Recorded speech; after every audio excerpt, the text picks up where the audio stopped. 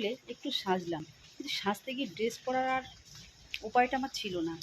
এমন বিদ্যুৎ চমকাচ্ছে আর এমনটাই বৃষ্টি শুরু হলো যে আমি আর রেডি হলাম না।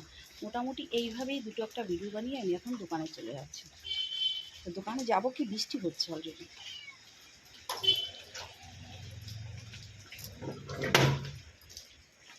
তো বাড়িতে কেউ নেই, আমার হাজব্যান্ড শুয়ে আছে, আমি দরজাটা দিয়ে দিয়েছি।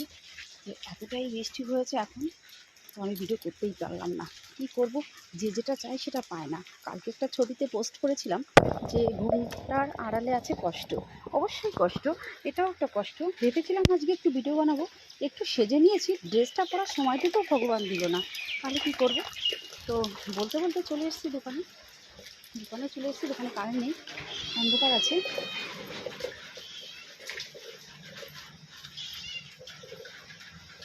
যেটা মন থেকে চা হয় সেটা পাওয়া যায়, কিন্তু সেটা সময় না ঘুরে আসলে পাওয়া যায় না।